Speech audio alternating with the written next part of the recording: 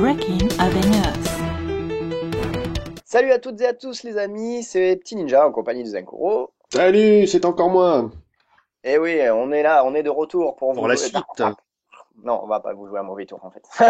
J'ai pas osé le dire, hein, c'est scandaleux quand même. C'est pour ça que j'ai fait genre hop, c'est brouillé, on m'entend plus.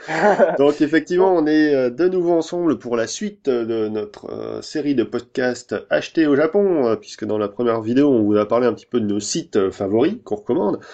Et maintenant, on va vous parler, dans un premier temps, si on tient pas trop longtemps, des modes d'expédition, les différents modes d'expédition du Japon ou ailleurs vers la France.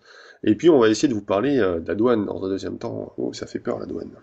ouais, la douane, ouh, les méchants douaniers, ouh. Bon, mais on va commencer avec l'expédition et on va commencer avec le premier mode d'expédition, le moins cher, hein, puisque par exemple sur HLJ, ils vont appeler ça le SAL. Ah, Donc, attention, ce n'est pas le moins cher. Ce n'est pas parce que c'est le moins cher chez HLJ que c'est le moins cher tout court. c'est pour ça que j'ai précisé chez HLJ. Chez HLJ, tout à fait. Le SAL. Le SAL, qui correspond au small packet, par exemple, ou package, je crois qu'on dit. Par exemple, justement chez Japan Plaza, eux, ils appellent ça le small package.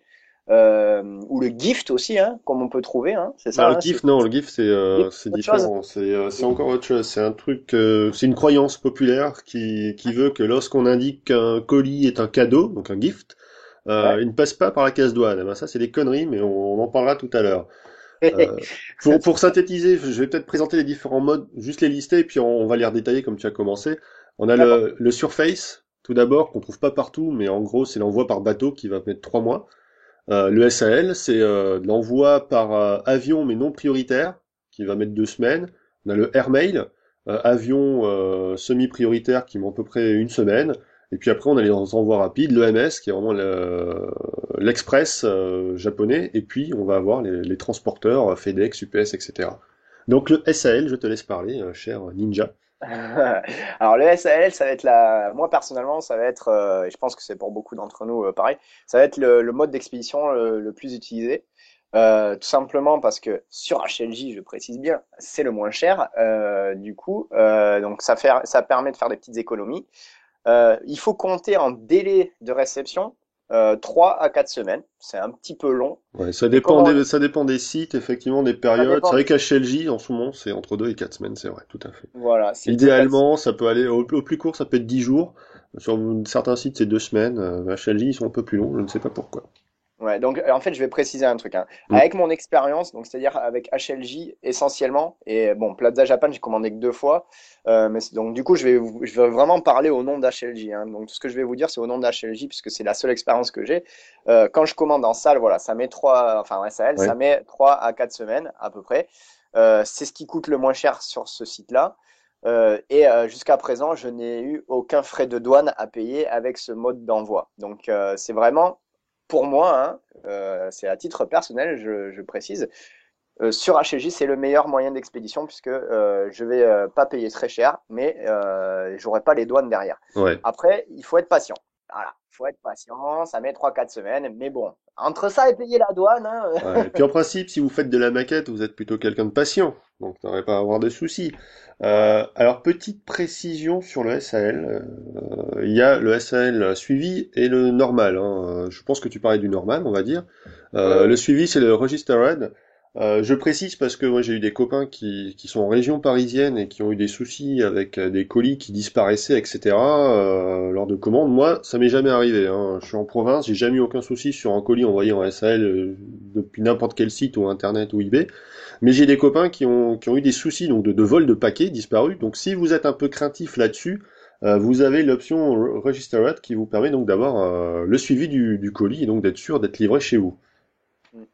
C'est un petit peu plus cher, chez HLJ le fait maintenant, avant il le faisait pas, c'est un petit peu plus cher, mais bon, si vous voulez la sécurité, vous pouvez opter pour ça. voilà. Et ça reste quand même raisonnable au niveau du tarif. Ouais, C'est pas comme un transporteur, sans voilà. arrière-goût. Parce que l'option au-dessus, que tous les sites ne proposent pas, mais donc c'est le airmail, c'est la même chose que le SAL, mais c'est plus prioritaire, on va dire, hein. Le SAL, en fait, le principe, c'est que Le colis se déplace par camion, on va dire, jusqu'à arriver à l'aéroport international. Là, il prend l'avion pour arriver en France, et puis il est à nouveau redistribué par camion. Donc, ce qui prend le plus de temps, en fait, c'est le délai avant et après le mode avion, quoi. Ce qui explique les 2 ou 3 semaines, puisque votre colis n'est pas géré de manière prioritaire. Le airmail a un degré de priorité supérieur, ce qui fait qu'en général, ça ne met 1 semaine, 10 jours à vous arriver. Là aussi, vous avez en général les options suivies ou pas. Voilà. Et puis, on va parler de l'Express, le MS. Ouais, EMS que j'ai dû utiliser plusieurs fois chez Hmm. HLJ, hein. Alors chez HLJ, alors je sais pas si le FedEx c'est au même niveau que le EMS ou si c'est un niveau au-dessus, Au parce que niveau je du sais que prix, en ouais, général, alors au niveau du prix, EMS est moins cher que FedEx chez HLJ. En termes de délai, c'est la même chose, il me semble, si je dis pas de ouais, bêtises. FedEx des fois un tout petit peu plus rapide, parce qu'il faut Ouais. savoir que le MS en fait est livré en France par Chronopost, en principe. Hmm, exact. Donc ça part sans doute par la poste express japonaise, ça prend l'avion et quand ça arrive à Roissy en France, c'est livré par Chronopost. Le MS a de très très grosses une très grosse chance d'être taxé au niveau de la douane, il faut le savoir. Donc ça coûte plus cher, c'est très rapide, mais vous avez de fortes chances d'avoir de la douane. Alors pour avoir utilisé les deux, hein, parce que j'ai sur comment ça s'appelle, sur HLJ j'ai eu les deux, j'ai eu EMS et FedEx. Euh, le EMS FedEx, ça met une semaine et demie. Maximum à arriver, c'est très Mhm. rapide. Par contre, la douane, bim, à chaque fois j'y ai eu droit. À chaque fois j'y ai eu droit. À partir du moment où je choisissais un transporteur, c'était douane assurée, donc obligé de faire un chèque à la réception Ouais. du colis, sinon je pouvais pas le récupérer. Mais ça, on va y revenir Ouais. après dans un second temps. Ouais, et ce La qu'il seule faut fois, savoir, c'est peut-être ouais, ça que tu allais dire, c'est que HLJ met d'office les commandes onéreuses en EMS. Donc à partir d'un certain ouais, prix, voire d'un certain volume, c'est EMS automatiquement, ce que ne fait pas forcément d'autres sites, donc il faut comparer. Japan Plaza, des fois, envoie en airmail ce que HLJ envoie en EMS, donc faut faire attention. Mais donc voilà, faites gaffe à ça sur HLD quand vous commandez des trucs un peu de valeur ou quoi, c'est EMS systématique et donc bim, la douane a 90% de chance d'arriver derrière. exactement, j'allais y venir, c'est un point important que j'allais souligner et que vous m'avez souvent demandé justement par rapport à où commander les kits et comment ça se passe au niveau des douanes, tout ça. C'est que souvent, HLJ, je crois, alors si je dis pas de bêtises, il me semble que c'est à partir de 70 euros. Ils estiment qu'à partir de ce montant, on est sur un colis de haute valeur, hein, qui nécessite un certain suivi en cas de perte Hmm. ou de vol, quoi que ce Oui, soit. parce que Parce que le MS est assuré par ailleurs, donc pour eux c'est une voilà. garantie, s'il y a un problème ou quoi, ils sont assurés. Alors que le SAL n'est pas du tout assuré, donc si le colis se perd ou quoi, en principe c'est pour votre pomme. Mais bon, HLJ en général ils sont assez commerçants pour faire un geste derrière si vous avez un souci de ce côté-là. Donc ça, c'est pas mal. Mais c'est vrai que du coup, à partir de 70 euros d'achat, vous allez être d'office en EMS ou en FedEx. En fait, c'est simple, quand vous allez valider votre commande, il n'y aura même pas le SAL présent Ouais. dans le choix. En fait, ils vont le virer. Donc tout ça parce que c'est la valeur. Donc à partir de 70 euros et forcément au-dessus, vous serez obligé de prendre un transporteur. Ensuite, comme tu disais, il y a l'histoire du volume. C'est-à-dire qu'un gros kit, même s'il est pas cher, vu qu'il est imposant, bam, il vous cale de suite en transporteur. Vous n'aurez pas le SL. Par exemple, le Sazabi version KA, vous Hmm. avez vu quand même que c'est assez imposant. C'est une boîte qui est assez grosse. C'est presque la taille d'un PG, hein, au niveau de la boîte. Ben c'est simple, quand je l'ai commandé, je n'avais pas le choix. C'était EMS ou FedEx, mais pas SL. Oui, parce qu'il faut Donc, savoir que le SAL a des limitations de taille et de volume de boîte, donc si vous dépassez, bah, vous passez dans la catégorie au-dessus, et donc c'est transporteur obligatoire. voilà, donc frais de port plus élevés et douane à coup sûr. Enfin, Ouais. moi, en tout cas, ce qui est sûr, c'est qu'à chaque fois que j'ai commandé avec autre chose que du SAL sur HLJ, donc du transporteur, j'ai eu les douanes, hein. Je suis pas passé à travers à Ouais. chaque fois. Voilà. Voilà, et pour les transporteurs, donc on peut citer FedEx avec qui travaille maintenant chez Jim, on a également UPS, Mm. etc. Donc là aussi, c'est aussi rapide que le MS, voire plus, hein. Moi, j'ai reçu des kits des fois en 3 4 jours comme ça, mais vous êtes sûr et certain d'avoir de la douane derrière. Donc c'est une variable à prendre en compte. Et puis Voilà. dernier mode d'envoi dont on n'a pas encore parlé, qu'on voit pas toujours, mais ça peut vous arriver sur certains sites, c'est le Surface. Là, c'est vraiment ce qu'il y a de moins cher, hein, puisque votre commande est envoyée par bateau. Et donc, par bateau, ça veut dire que ça va mettre entre 2 et 3 mois à arriver en France. L'avantage, c'est qu'effectivement, pour des colis très volumineux, C'est ce qu'il y a de plus avantageux et en principe, c'est le mode d'envoi qui a le moins de chances, voire pas du tout de chance, d'être taxé par la douane. Donc ça à réfléchir. Et puis autre élément, vous le savez peut-être, mais depuis maintenant quelques années, les envois de peinture, de bombes sont interdites depuis l'Asie par avion pour des questions de sécurité, parce que c'est des produits chimiques qui, soi-disant, peuvent être dangereux, etc. Et donc, vous ne pouvez plus commander par cette voie-là de la peinture. Sachez que ça reste possible sur les sites qui proposent le Surface. Alors, il y a certains sites chinois, par exemple, qui vendent du matériel, notamment de la peinture, sur lesquels vous pouvez commander votre peinture via ce mode d'envoi par bateau. Donc, c'est un petit peu long, mais si vous faites une grosse commande, ça peut être intéressant Hmm. pour rentabiliser l'expédition et au final revenir moins cher que d'acheter, hélas, en boutique en France, des pots de peinture qui, là-bas, coûtent 1,50 € et ici coûtent 3 €. Ouais, c'est une bonne alternative. Il suffit juste de ne pas être pressé et d'avoir C'est le ça. temps. Voilà. C'est souvent que ça arrive, hein. Il y a certaines personnes qui m'ont contacté, qui m'ont dit, ouais, mais attends, 3 4 semaines, c'est super long. Moi, je veux pas attendre ça. Ah, mais il n'y a pas de problème, hein. Tu prends EMS ou FedEx, ça va mettre une semaine et demie. Par contre, ben, tu vas avoir de la douane et là, il faudra pas venir se plaindre, entre guillemets, que tu as payé plus cher de douane que de kit et de frais de port. Mais il faut savoir ce qu'on veut dans la vie. Après, il y a des personnes qui ont les moyens de commander comment ça s'appelle, en transporteur et d'assumer les douanes derrière. Moi, je dis pourquoi pas, hein, faites-vous plaisir. Hein, si ça vous embête pas de payer 30, 50 euros de douane pour un kit qui en coûte 25, faites-le. Hein. Si vous avez les moyens que vous en foutez, ben, moi, j'y vois aucun inconvénient. Moi, personnellement, je préfère attendre 3 4 semaines et pas me faire entuber, pour pas dire autre chose, par les douanes. Mais ça ne regarde que moi, c'est mon choix. C'est vous C'est qui clair. faites comme vous le sentez.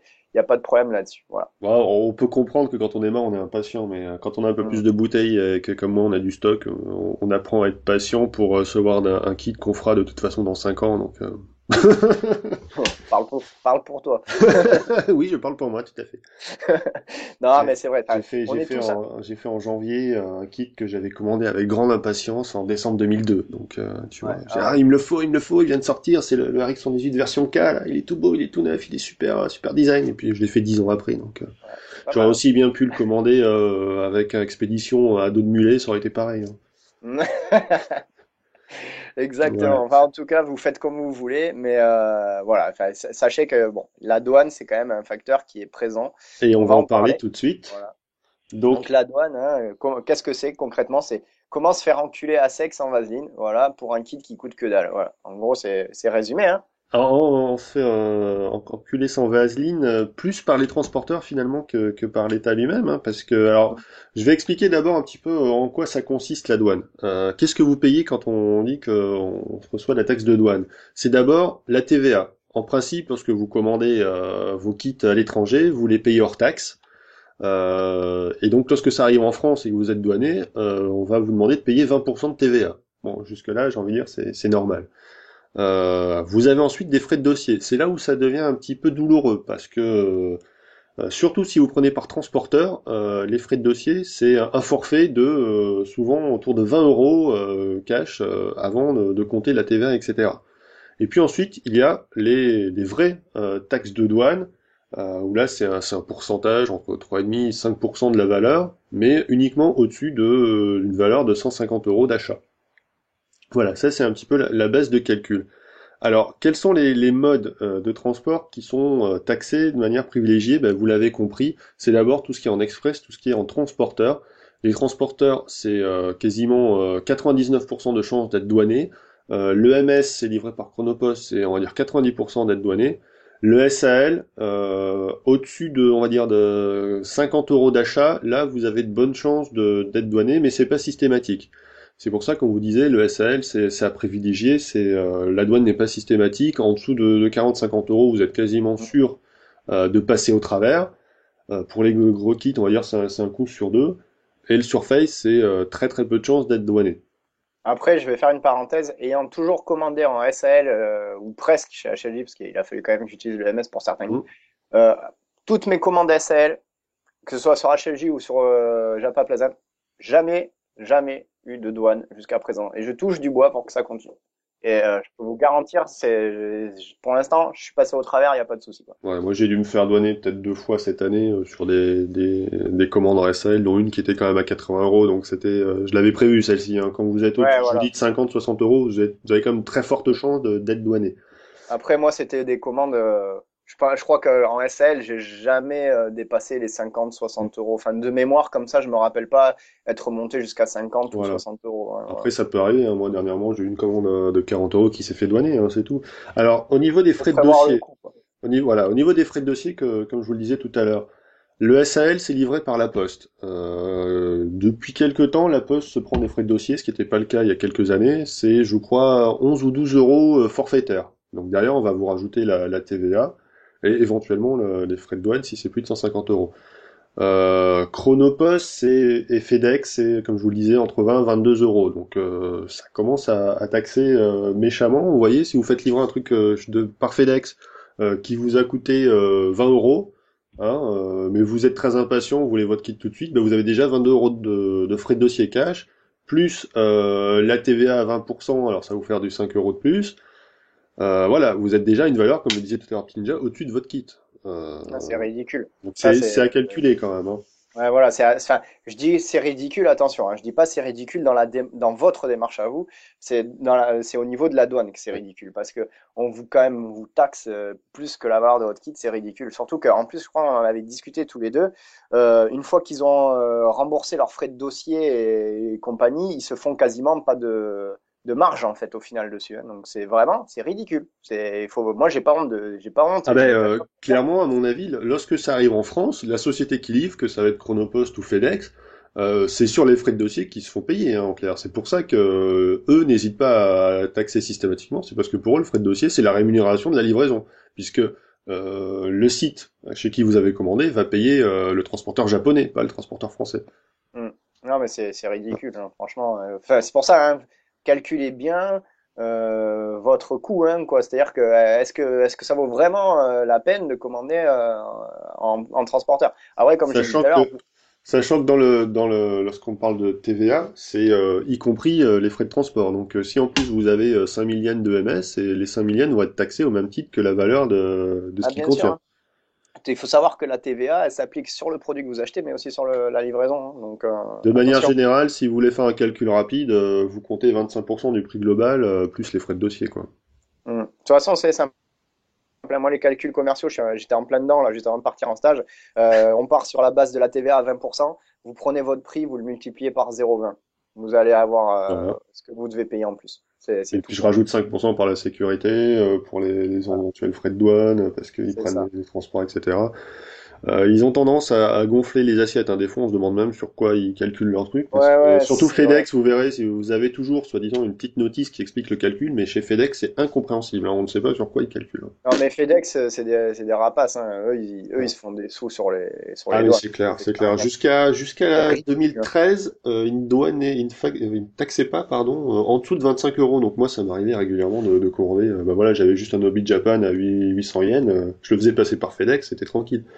Puis 2014, ils taxent tout. Donc je m'étais retrouvé pour un truc à 800 yens à payer 25 euros de Ouais, frais de douane à cause des mais fameux frais de c'est dossier de ridicule. 22 euros.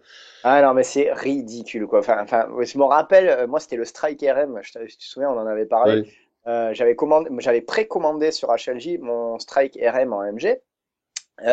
Et je sais pas comment je me suis débrouillé, si c'est moi qui ai fait une connerie ou si c'est eux. Mais au final, il n'est pas allé dans mon private warehouse.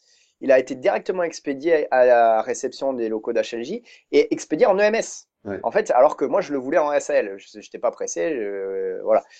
Et du coup, je me suis retrouvé avec mon Strike RM au bout d'une semaine et demie. Donc, bon, j'étais content, hein, mais bon, au final, j'ai dû me payer des frais de douane. Et quand le mec il m'a annoncé le montant, ben, je peux vous dire que je l'ai regardé, j'ai fait ah oui. Et il fait oui, oui, vous devez payer ça. Je fais non, mais vous vous foutez de ma gueule. Bah non, non. Ah ben Ouais. putain. Et alors, le Strike, 25 euros, hein, je l'avais payé. 25 euros plus la livraison, donc je devais être facile à 35 euros, si c'est pas plus, hein, puisque c'était EMS du coup, 35-40 euros. Et il me demandait 42 euros de frais de douane. Je dis, non, mais vous foutez de ma gueule. C'est pas possible. Et surtout que moi, j'ai pas choisi EMS à la base. Donc faites attention, faites attention. Ouais. On nous demande aussi souvent comment ça se passe concrètement pour payer la douane. Alors, deux solutions, soit c'est livré par la poste ou Chronopost. Et là, c'est en quelque sorte c'est un contre-remboursement. Le livreur frappe à votre porte, vous demande de payer en général par chèque. à la réception. Et si vous payez voilà à la réception, vous récupérez votre colis tout de suite. Sinon, je pense qu'il faut aller à l'agence pour payer la taxe. Ouais, la Sur taxe. les transporteurs style FedEx, attention parce que ils vous livrent sans rien vous demander, mais vous recevez 2 semaines après une petite facture en vous disant merci de Ouais. me payer tant pour les frais de douane. Donc chez FedEx, ne croyez pas être passé au travers, la douloureuse elle arrive après. Mais ça, c'est bien de le signaler parce que moi, ça m'est pas arrivé en fait. Moi, à chaque fois, on m'a demandé de payer à réception. Ouais.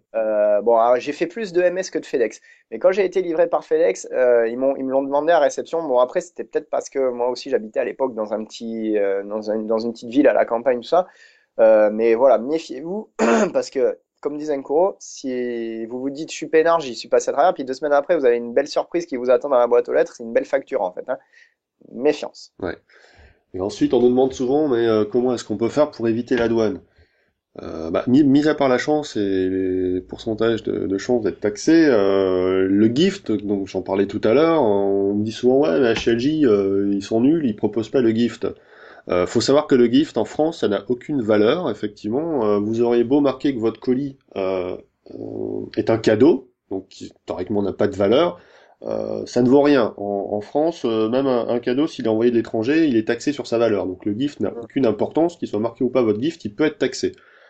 Ensuite, la deuxième option, certains sites le font, d'autres ne le font pas, c'est de sous-déclarer tout simplement le colis, La hein, valeur, de ouais. marquer une fausse valeur sur la facture.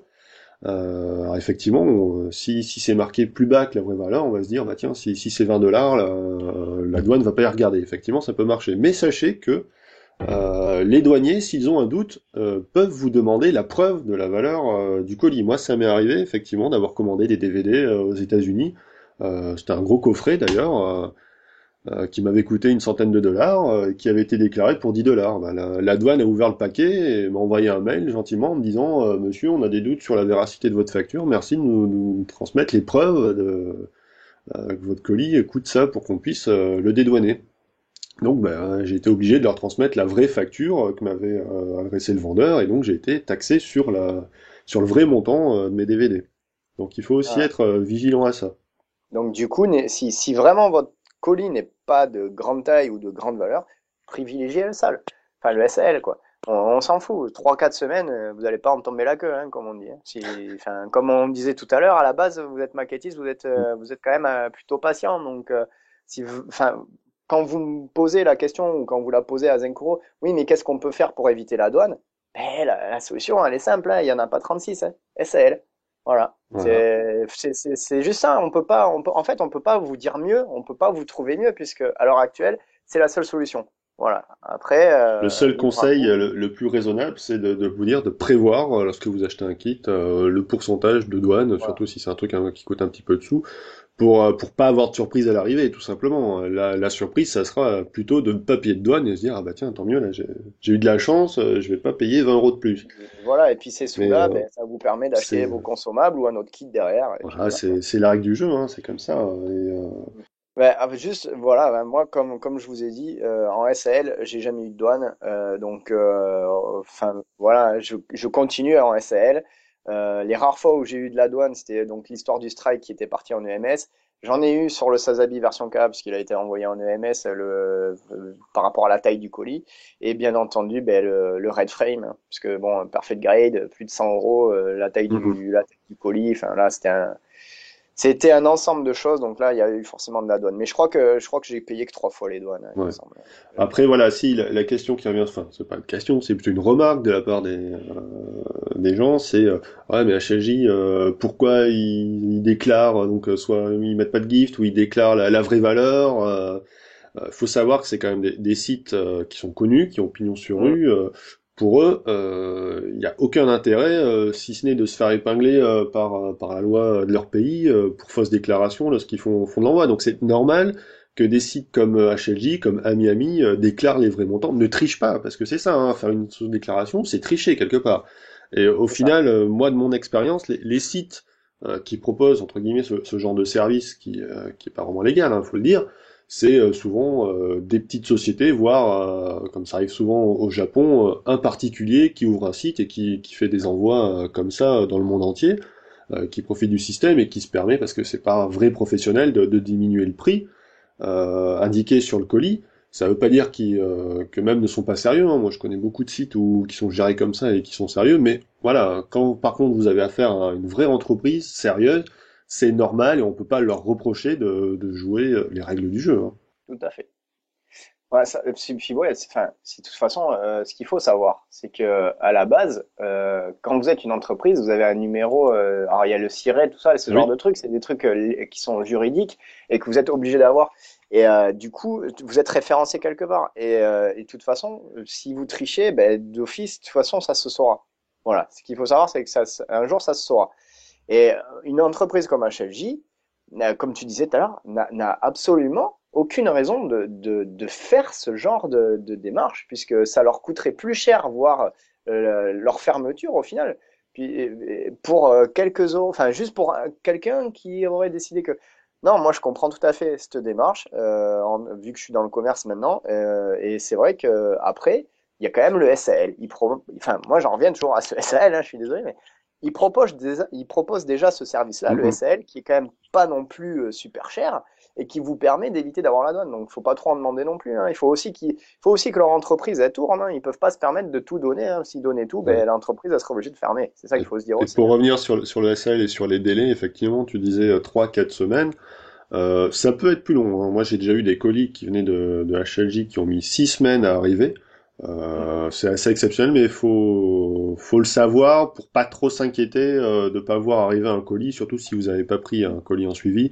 HLJ sont sérieux, ils envoient toujours. En général, ça arrive. Et puis, comme je le disais à un moment donné, si vraiment votre colis est perdu, vous pouvez toujours leur faire un mail au service client. En général, ils sont quand même assez arrangeants, voire vous proposer un remboursement, c'est déjà arrivé. Alors, faut pas que ça soit systématique non plus, hein, mais en général, les vendeurs japonais sont quand même de ce côté-là très honnêtes et font le maximum pour arranger leur clientèle. Voilà, donc réfléchissez bien avant de choisir votre mode d'expédition. Prévoyez quand même le coût, on sait jamais. Et puis bon, bah, après, c'est libre à vous de choisir votre mode d'expédition. Voilà, voilà. Et je pense qu'on a tout dit, hein. Ouais, je Parce que tu pense qu'on vois, a fait ouais, le tour, non, Après, si vous avez des questions, les commentaires sont là pour les poser et on y répondra avec grand plaisir. exactement, voilà. Et bien sur ce, les amis, on espère qu'on vous a bien éclairci les idées sur ces points. On vous souhaite à tous une très bonne continuation et on vous dit à très bientôt. Salut les amis! Salut les amis!